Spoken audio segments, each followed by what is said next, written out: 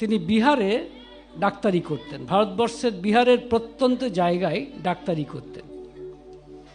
তো একদিন ডাক্তারি করছেন, সেখানে অনেক রোগী এসেছে, তার মধ্যে একটি পৌর রোগী এবং একটি বৃদ্ধা মা, দুজনই এসেছে, আরও অনেকেই আছে।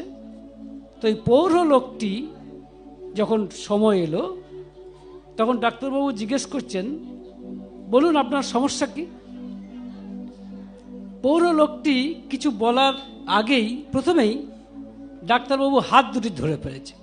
ধরে ফেলে বলছে, ডাক্তারবাবু আপনার ভিজিট কত? ডাক্তার বলছেন 10 টাকা।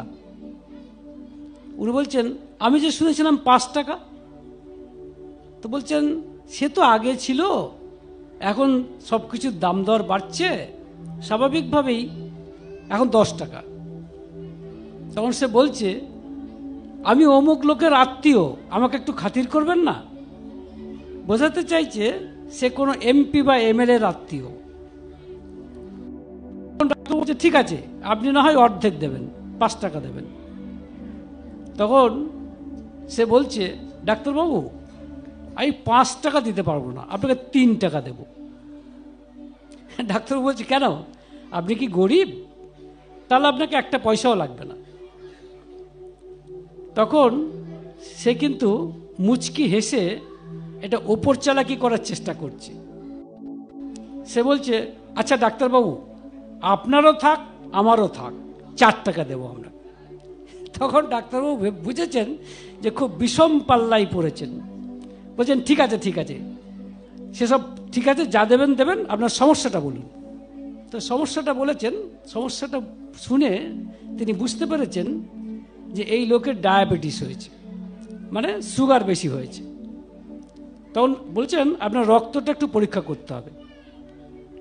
ঠিক আছে, রক্ত পরীক্ষা করেছেন এবং তা যা তিনি ভেবেছিলেন সেটাই হয়েছে।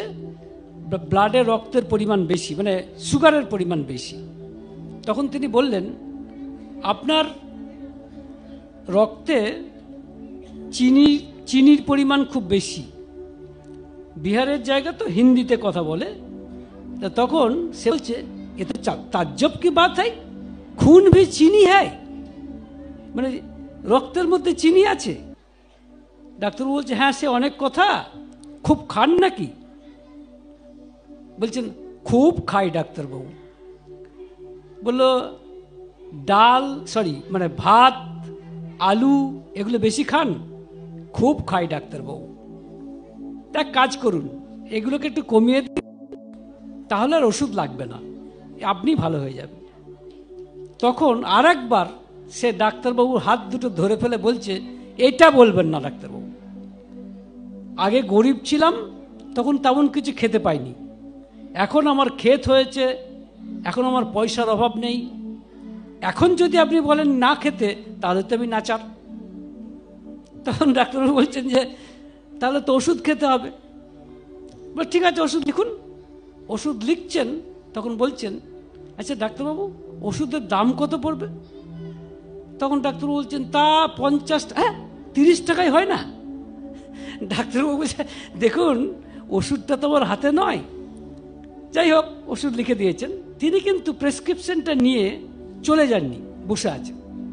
আর ডাক্তারবাবু লক্ষ্য করছেন ওই ভদ্রলোক প্রথম থেকে ওই বৃদ্ধা একটি মা তার দিকে তাকিয়ে আছে। তো যাই হোক, একটা সময় এসেছে যখন এই বৃদ্ধা মাটির সময় এসেছে। তখন বৃদ্ধা মাটিকে দেখে ডাক্তারবাবু বুঝতে পেরেছেন যে টিবি হয়েছে, টিউবারকিউলোসিস মানে যক্ষ্মা। তখনকার দিনে এটা খুব কঠিন রোগ ছিল। তখন ডাক্তারবাবু বলছেন, মা আপনার যা রোগ হয়েছে তাতে শুধু ওষুধে তো সারবে না, ভালো ভালো খাওয়া দাওয়া করতে হবে, সেইগুলোকে জোগানোর মতো পয়সা কি আপনার আছে? এই মাটি বলছেন, মাটি তখন কেঁদে ফেলেছেন। কেঁদে ফেলে হাতের থেকে একটি সোনার বালা ডাক্তারবাবুর টেবিলে রেখেছেন।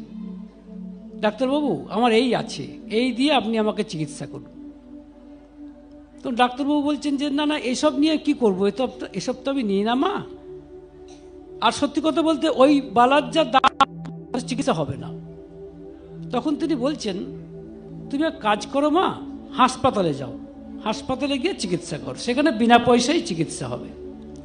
তখন ওই পৌর দাদাটি বলছেন, ডাক্তারবাবু হাসপাতালে গেলেও মারা যাবে। এটি শুনে ওই বৃদ্ধা মা আরও কেঁদে ফেলেছে। তখন ডাক্তারবাবু বলছেন, ঠিক আছে ঠিক আছে, বসুন, দেখছি কি করা যায়। আসলে ডাক্তারবাবু ভাবছেন তার যে স্যাম্পল ফাইল আছে সেটা দেবেন। যাই হোক, সব রোগী যখন চলে গেছে, তখন ওই বৌর লোকটি এসে ডাক্তারবাবুকে জিজ্ঞাসা করছেন, আচ্ছা ডাক্তারবাবু, এই মাটি কি ভালো হবে? ডাক্তারবাবু বলছেন, হ্যাঁ তা হবে, এখন ভালো ওষুধ উঠেছে, তবে খরচ আছে। বলে, কত খরচ হবে? তা 500 টাকা মতো খরচ হবে। আশ্চর্যজনকভাবে ওই পৌর লোকটি বলছে, ডাক্তারবাবু আপনি চিকিৎসা করুন, আমি টাকা দেব। এবং সত্যি সত্যি সে তার কোমরের গেজে থেকে পয়সা বার করে, টাকা বার করে ডাক্তারবাবুর টেবিলে রেখেছে। এবার ডাক্তারবাবুর অবাক হওয়ার পালা, যে নাকি তার কাছে 3 টাকা 5 টাকা নিয়ে এরকম করছে, সে এক কথায় 500 টাকা দিয়ে দিল এবং কোনো দরদাম করলো না। বলল না যে 300 টাকায় হবে না, তা কিন্তু বলল না। তখন ডাক্তারবাবু বলছেন, ওকে চেনেন নাকি? বলছে, না তো, আপনার এখানেই প্রথম দেখলাম। ও কি আপনার কোনো আত্মীয় স্বজন? বলছে, না তো। তখন ডাক্তারবাবু বলছেন, তাহলে আপনি ওর জন্য এত টাকা খরচ করতে চাইছেন কেন?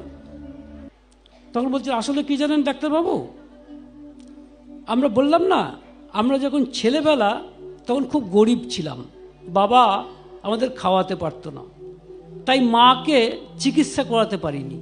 মায়েরও টিবি হয়েছিল, আর ওই মাটির চেহারা অনেকটা আমার মায়ের মতো। তারপরেই সে বলছে, ডাক্তারবাবু মায়ায় আমাদের শেষ করেছে বলে একটি বিজ্ঞের মন্তব্য করেছে। সেইটি শুনে এইখানেই গল্পটি শেষ। এখন শঙ্করাচার্য বলে ধর্মের জগতে এক মহাত্মা আছেন, তিনি বলছেন এই মিথ্যা, যা দেখছো সব মায়া। এবং মায়ার আরেকটা মানে হয় মমতা। তাই বলছেন, জগৎ যদি মিথ্যা হয়, যা দেখছি তা যদি মিথ্যা হয়, তো তাহলে মায়া বাড়িয়ে লাভ কি? তাদের প্রতি মমতা দেখিয়ে লাভ কি? বক্তব্যটা এরকম। তো ঠাকুর অনুকূল চন্দ্রকে একজন জিজ্ঞেস করেছিল যে, ঠাকুর, জগৎ যদি মিথ্যা হয়, তাহলে মায়া মমতা বাড়িয়ে লাভ কি? ঠাকুর বলেছিলেন, আমি ওসব বুঝি না। সরাসরি বলেছেন, বলছেন, আমি ওসব বুঝি না। আমার মায়া মমতা থাকবে না? আমার সন্তানের প্রতি, আমার পরিবারের প্রতি আমার মায়া মমতা থাকবে না? যদি না থাকে, তাহলে তো আমি নিষ্ঠুর, আমি অমন মানুষ হতে চাই না। তবে মায়াটা একটু ছড়িয়ে দিতে হয়। তখন ওই ব্যক্তিটি জিজ্ঞেস করেছিলেন, এর মানে কি ঠাকুর? বলেছিলেন, তোমার ছেলে আছে? বলছে, আগে হ্যাঁ। আচ্ছা, তোমার ছেলেকে তুমি ভালোবাসো? বলছে, হ্যাঁ। কেন ভালোবাসো বলো তো? তোমার ছেলেকে তুমি কেন ভালোবাসো? সে বলছে, আগে আমার ছেলে। ঠাকুর বললেন, দেখো, তুমি তোমার ছেলেকে ভালোবাসো এই কারণেই যে সে তোমার ছেলে বলে, সে তোমার ছেলে বলে তুমি তোমাকে ভালোবাসো। কিন্তু অন্যের ছেলেকেও একটু চেষ্টা করো এই চিন্তা করতে, সেও তোমার ছেলের মতো। তাহলে কি হবে? তোমার ছেলের প্রতি যে মায়া মমতা রয়েছে সেটা একটুখানি ছড়িয়ে যাবে, আর তখনই হবে সত্যিকারের স্বার্থত্যাগ। আর এটাই ধর্ম। যে মুহূর্তে আপনি আপনার মায়া মমতা আপনার পরিচিত মণ্ডল থেকে, আপনার পরিচিতির পরিধি থেকে একটুখানি আরেকটু এটাকে অসীম করবেন, আরেকটু সীমাটাকে ছাড়িয়ে দেবেন, সেই মুহূর্তেই আপনি আসলে স্বার্থত্যাগ করছেন। যে মুহূর্তে আপনি স্বার্থত্যাগ করছেন, সেই মুহূর্তেই আপনি ধর্ম করছেন।